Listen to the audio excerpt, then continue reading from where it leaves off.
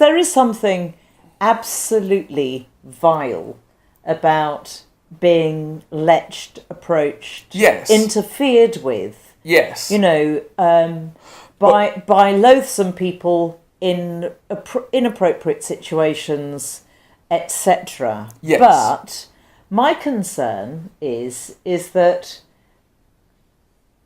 when, you know, well, in fact, there's a friend on Facebook who put a comment, maybe the women who have not been sexually harassed should be the ones who are identifying themselves rather than everybody saying me too. And it's something that it's, you know, it does cheapen the most appalling experiences by when there was a woman on the radio this morning on Radio 4 who was sort of saying, well, you know, she'd gone out for dinner with, you know, her boss, and there was just the two of them, and he had said, you know, that he found her very attractive. Yes. And this was a big offence. I mean, nothing else happened, according to the story, you know. And I'm just, you know, if you were living in France, probably, actually, that would be quite acceptable. Do you know what I mean? And the women would actually probably...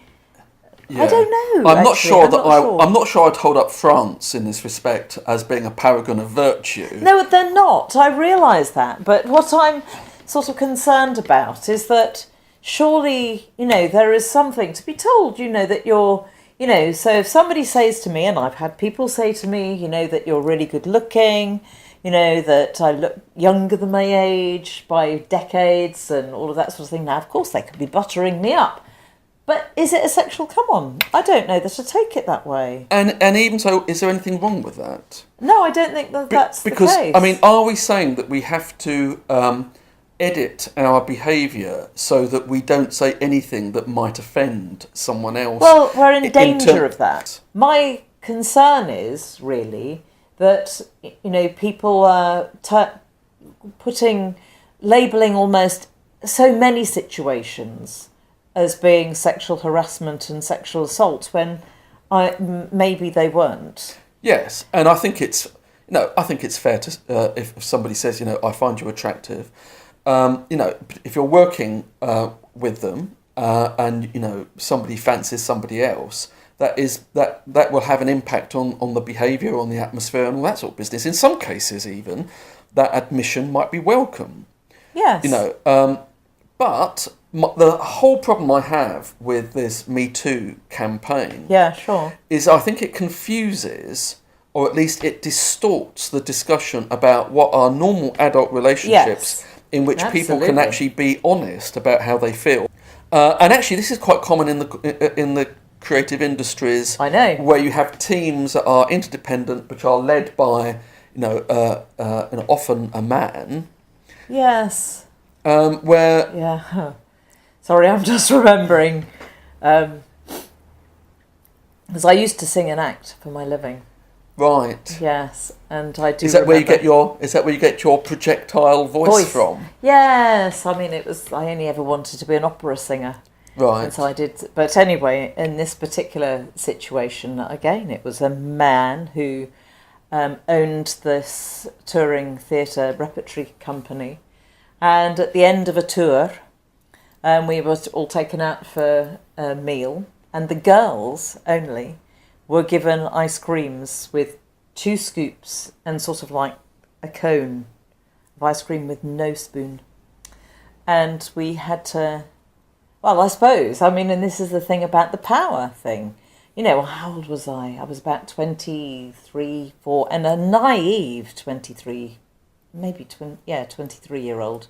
And I mean, together, the 3 girls actually sort of, you know, we bravadoed it up. Yeah. And we, you know, ate the ice cream, you know. But the thing is yes, I think that within the theatre, or theatres and the creative industries, there is maybe greater laxness. Shall we call it laxness in rules and protocols? Whereas in the health service, which I've also worked in for many years, except when I was a student nurse, actually, it was so professional and so, tight upper-lipped. There would be nothing of any. Well, that isn't. I mean, that isn't. In the senior management teams that I came into contact with because I worked for the NHS for 2 years, you could actually see the sexual dynamics between the directors, and I remember two female directors were actually very up for it. Right. They had particular targets. In fact, one particular target. Right. Well, as in people or professional targets? People. People. Oh, okay.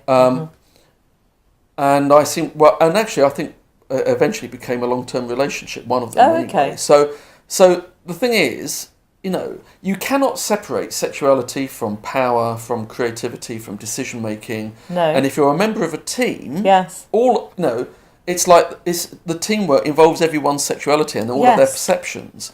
So the idea that somehow you're going to get sort of hermetically sealed individuals who are never ever going to say experience, but actually it's about experiencing themselves as people. Exactly. And valuing themselves as people. Yes, and I mean, women may fancy somebody else in work and men may fancy somebody else in work. And from my perspective, it's actually now, because everybody has their history. Yes. And everybody has had a whole array of experiences. Some may have been so much really, I do believe there's this Richter scale, and some would be really severe and some will be very minimal. Yes. But actually for some people, those minimal experiences are as severe as those who've been really abused. And for my concern, I mean, while I think that all people need to learn how they can be appropriate, but also be able to speak, and to be honest. Yes. And to know also how to accept whatever somebody comes back at them in response, so that people can, state how they, if they feel it's appropriate. And I mean, I think some people would not. But I do think then people need to be able to be professional about being able to get on with their job. If somebody says something, it doesn't mean that person is going to be tarred for the rest of their professional lives because they've said something. But actually they can, be professional in their job, unthreatening, challenging people. It's about sort of being able to accept actually that person's not interested in me. But I think the real discussion is not so much that someone might say I find you sexually attractive. I think that I don't know how many people would say I find you sexually attractive. I mean, they say because people actually you're pretty. Yeah, well, exactly, but it depends. How it's interpreted. It depends on how it's interpreted, and I think actually more to the point is, again, it's about the power relationship. One of the reasons why this has burst on to the scene in the way it has is that this has obviously been going on for a very long time, and many women did not feel able. No, indeed. To actually say anything about it. But also, I think the unfortunate thing is that there are people indeed who sort of generalise a view about men being threats, all men, being threats to women. And I mean, I'm sorry, I don't, potentially, of course, but potentially we could all be murderers. Every single one of us have those capacities. But I don't think that it's what I'm hoping is that the Me Too campaign does not sort of turn into something where men are just totally sort of slathered with a view of being sexually sex abusers. I mean, which has happened in other situations, and where women are victims through their indignation present themselves as being perpetual victims because they do have power in this. Well, and they need to learn to exercise, or how to exercise their power. There is very little education for girls in school about being able to say, actually, no, I'm not interested. And I do think that those kinds of interpersonal relation education enables people to live their lives so much more healthily and happily and confidently. But also I think that people need to learn to, to develop their skills today rather than to think about what has happened in the past. Yeah, and a final comment on Yes. that, I think is I think actually that sort of education is very important because we live in a culture where boys, girls, men and women are objectified. Yes. And particularly women. Yes, certainly. And also the internet has sort of created this proliferation of various forms of porn. Yes. Which I'm not a prude and I'm not for sort of suppressing or sort of censoring quite a lot, everything. Mm-hmm. But I think that there's a real very strong strand in porn that seems to be quite popular amongst younger viewers or consumers, really? Where women are humiliated, they're used. God, really? Yeah, I think so. I mean, it's in the porn industry, particularly. Well, it happens all the time in porn. I mean, it's quite. But I mean, porn is I mean, I think there's a very strong strand of that, but I think it's reflected in culturally in the West and elsewhere, where women are actually seen as objects. Oh yeah. To be used. Been in a few of those places. And I really. Mm-hmm. Yes, I have, but. Okay. Another day. Another day. Another okay. day. Yes, and I think actually more education about these roles and responsibilities. Yes, it is. So much is about education and about empowerment, understanding the issues, empowerment. Absolutely, and people learning skills and identifying the signs of abuse. Oh yes. And as a point of that, a result of that, knowing then what to do about it. Absolutely, and I think it's, and very sadly, I think in our system, because we are educated, we're socialised to be cogs in the system.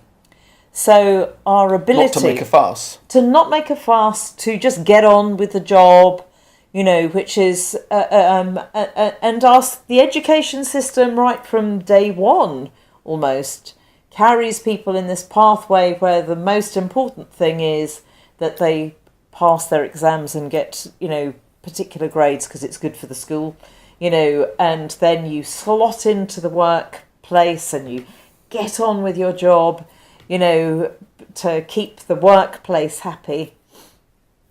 And people are not recognised as individuals. They're not worked with as individuals. They're not enabled to be able to be confident and valued for everything that I think that's they can offer. Again, much more about a power relationship. And that's about power, but the system doesn't care. The system just wants to... Well, no, the system wants power. The system wants the power. It doesn't want the people to have power. No. Yes, there's always more to say, but ChatterBox 2. ChatterBox 2, yeah. Over and out. Over and out. From Peter Batt and Clara Gibson. Bye-bye. Bye.